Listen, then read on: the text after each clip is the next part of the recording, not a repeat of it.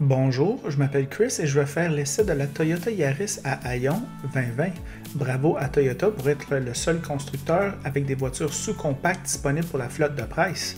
De plus, l'approche de qualité totale de Toyota est évidente avec le kit de désinfection qu'ils m'ont fourni pour ma semaine avec la voiture. Il s'agit vraiment d'une Mazda rebadgée, bien que cette Yaris soit censée de répondre aux normes de qualité de Toyota.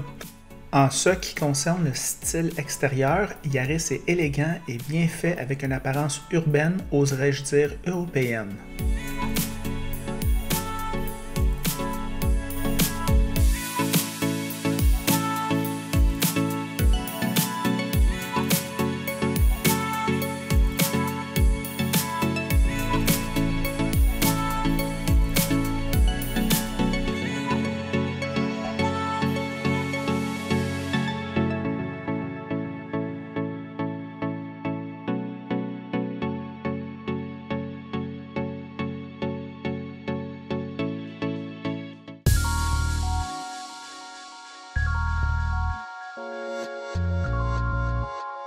Le coffre à haillons est profond et les sièges se replient par l'avant, ce qui rend Yaris vraiment pratique. Merveilleux. La place arrière est limitée et je pouvais à peine m'asseoir derrière moi-même. À l'avant, on reconnaît vite l'ADN Toyota, c'est-à-dire élégant, beau et le sentiment d'être à l'étroit en raison d'un manque d'espace pour les jambes. La plupart de ses concurrents font mieux en termes de la gestion d'espace, mais Yaris est le nouveau leader du segment en termes de design intérieur, une première pour un produit Toyota. La visibilité est bonne et la conduite est étonnamment rassurante, malgré une suspension arrière semi-indépendante. Au Canada, la Yaris est disponible en deux configurations et ce modèle haut de gamme est vendu à un peu plus de 25 000 $ taxes incluses, ce qui est un bon prix dans mon livre. Par exemple, la Honda Fit tout équipée coûte plus de 30 000 $ canadiens, mais elle est dotée de plus d'équipements. Le bruit sur la route est moyen, le système audio est moyen et l'infodivertissement Toyota, est difficile à utiliser, mais il est le plus beau dans la catégorie. C'est le meilleur volant d'un produit Toyota jamais conçu dans toute l'histoire de l'entreprise. Ça en dit long sur le fait que Toyota a négligé cette interface de conduite pendant des décennies. Ma semaine avec Yaris était agréable et les sous-compacts ne sont plus les boîtes à punition qu'ils étaient autrefois. J'ai pu conduire pendant 1 heure sans inconfort et l'économie d'essence à Montréal était inférieure à 7 litres au 100 km. Le poids léger et la solide ingénierie expliquent cette bonne performance. La différence entre Yaris et une Corolla à haillons SE de 30 000 $ taxes incluses est la taille, le moteur et la sécurité électrique. Je termine ma semaine satisfait de Yaris et aucun autre produit Toyota n'a reçu autant de compliments sur le style extérieur que mon Scion FRS il y a déjà 7 ans. Le moteur est un 4 cylindres qui produit 106 chevaux et 103 livres de couple et il est à injection non directe pour assurer la fiabilité à long terme pour laquelle Toyota est connu. Pourquoi les fabricants produisent-ils toujours des systèmes à injection directe? Je comprends pas. Une boîte automatique à 6 rapports fait un bon travail en conduite urbaine. L'économie de carburant est à 7,3 litres en ville et 5,9 sur l'autoroute. Le faible coût d'achat et d'entretien, la beauté de l'intérieur et de l'extérieur et la fiabilité à long terme présumée rend Yaris recommandable à l'achat et aussi bon pour la location. Voici nos réflexions sur la route. Bonjour les amateurs de voitures. Aujourd'hui, Ross m'apporte. Non, c'est Chris qui apporte le Toyota Yaris 2020. Puis Ross, il va donner ses commentaires sur la voiture. Ross, qu'est-ce que tu en penses de ce char-là? Bien, déjà, la 4e génération de la Toyota Yaris. Bien, ici, on n'est pas vraiment chez Toyota. On est dans un autre manufacturier qui s'appelle Mazda. Ça ressemble à une Mazda. Cette voiture-là est dérivée d'un Mazda 2. Puis jusqu'à maintenant, on est agréablement surpris. Oui. Belle voiture. Pas de top safety pick selon les IHS. Ce qui est bien, bien on a le Toyota Safety Sense de série, toutes les assistances électroniques pour la sécurité, qui est quand même bien chez Toyota. On a une consommation de carburant qui est raisonnable. Voiture qui est agile, qui est quand même très maniable. Tu vois qu'elle se débrouille très bien en ville. Ouais. Facilité de stationnement, etc. Prix, si on prend surtout le modèle de base, là ici on a le modèle tout équipé, mais quand même prix abordable pour la voiture qu'on nous sert aujourd'hui. Finition, bien évidemment, c'est un Mazda, fait que c'est une valeur ajoutée. Ouais. Ça se ressent sur la finition intérieure du véhicule. Puis là, ici, la finition est à la hauteur de Mazda, puis c'est vraiment un plus. Et le style. Et le style également. Apple CarPlay, Android Auto, bien, si on était chez Toyota, on aurait probablement juste l'Apple CarPlay. Là, on a les deux, puisqu'on est dans un territoire Mazda. Les comptes, bien évidemment, le moteur, c'est pas une bombe, il est axé sur l'économie d'essence, fait que le couple à l'origine, il est pratiquement absent.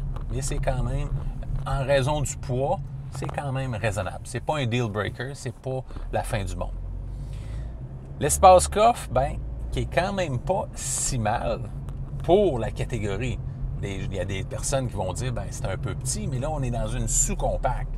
Mais pour la catégorie, c'est très bien.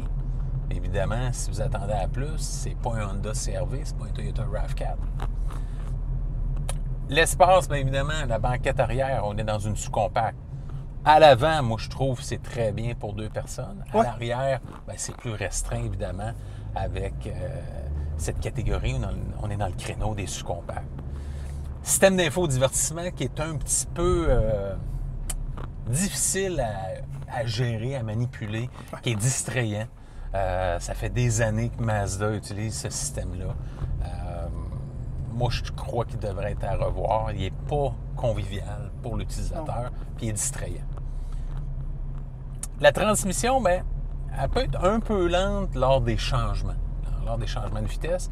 Fiabilité légendaire de la Toyota, bien ici, il faut mettre un gros point d'interrogation. On est chez Mazda. Par contre, Mazda s'est amélioré grandement.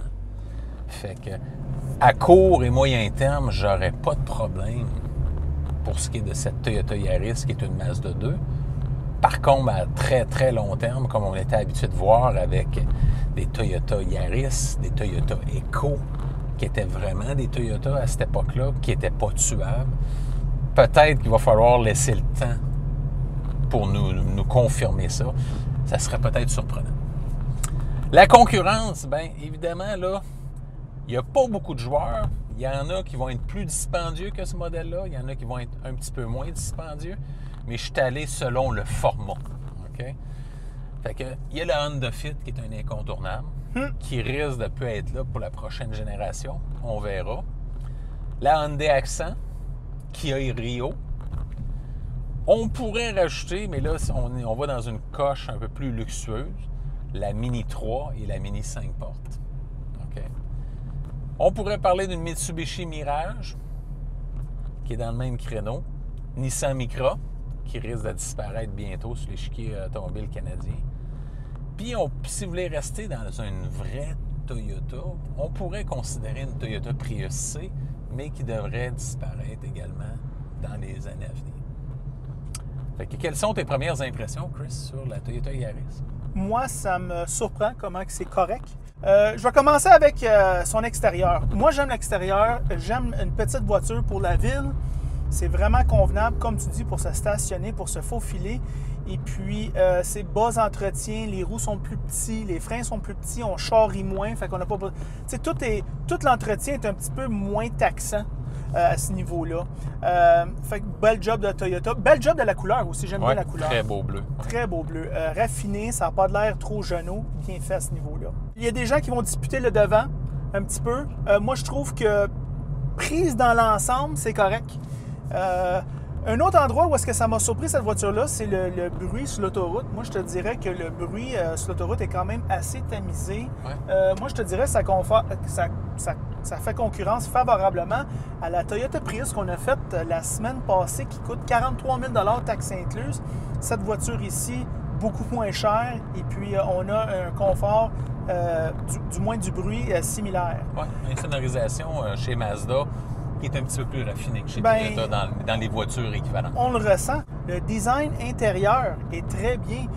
La petite molette ici qui se prend bien en main, qu'on ressent la qualité. Moi, je ne peux pas penser à un morceau dans l'intérieur d'une Corolla qui est mieux que ça. L'ergonomie, en somme, est bonne si on exclut l'infodivertissement. La température, ça s'ajuste bien. On peut ne pas regarder puis ajuster notre température, il n'y a aucun problème. Moi, je te dirais qu'on se sent un peu confiné ici, Ross. Oui. Moi, je le sens dans mes jambes ici. J'accroche le tunnel de transmission. J'accroche les poignées de porte ici avec mes genoux. On s'accroche pas les coudes, mais par contre, il n'y a pas d'accotoir. Non. C'est là où est-ce qu'on sauvait un peu de sous. Exact. Et puis, on sauvait un peu de sous sur la place en arrière. Il manque un peu de place. Quand même, le volant chauffant, c'est le fun. C'est pas tout le monde qui a ça. Le système de son qui joue quand même assez bien. La qualité sonore est quand même assez bonne. C'est sûr qu'on peut pas jouer ça super fort, mais dans le range qu'on peut le jouer, la qualité est très bonne. Ça, c'est si vous écoutez de la musique ou si vous écoutez de la radio. Les bancs Ross sont corrects. Puis à part de ça, c'est ça mes pensées. Moi, je trouve que c'est une voiture... Moi, je l'aime beaucoup. J'aime les petites voitures. J'aime ça, voir qu'est-ce que les manufacturiers sont capables de faire avec un budget limité. Puis ça t'en dit gros sur leurs autres voitures souvent. Moi, j'aime le partnership Mazda-Toyota. Supposément, Toyota ont fait une révision de la qualité de cette voiture-là pour s'assurer que ça rencontre leur standard, c'est ça. OK. Je ne sais pas combien ça vaut, cette analyse-là, mais Toyota ont tendance à ne pas mettre leur badge sur des choses qui ne fonctionnent pas bien. Ça reste à voir, mettons, avec quelque chose comme la Supra, qui est essentiellement une BMW. Une BMW Z4, oui, c'est mais comme tu dis, Ross, je trouve que le partnership Mazda-Toyota, c'est quand même un bon partnership, somme toute. On le ressent dans la qualité intérieure. Et puis, c'est ça mes pensées. Moi, je trouve que c'est recommandable pour la location autant que pour l'achat. Toi, qu'est-ce que tu en penses? Tout à fait. Location, pas de restriction. À l'achat également. Puis évidemment, bien, vu que c'est un créneau qui, en Amérique du Nord, comparativement à l'Europe, est en voie d'extinction, bien, Toyota a probablement trouvé bon de se joindre à Mazda, qui avait une voiture intéressante à offrir pour la clientèle. En tout cas, ça génère une excellente valeur dans mon livre à moi. Et c'est ça nos pensées de la Toyota Yaris 2020. En passant, si vous aimez cette vidéo, aimez-le. Si vous ne l'aimez pas, aimez-le pas. Puis si vous l'aimez vraiment, bien franchement, abonnez-vous à la chaîne. Je sors une vidéo par semaine, cette semaine même 2. Et puis, c'est Stead en anglais et en français. Et voilà, c'est tout.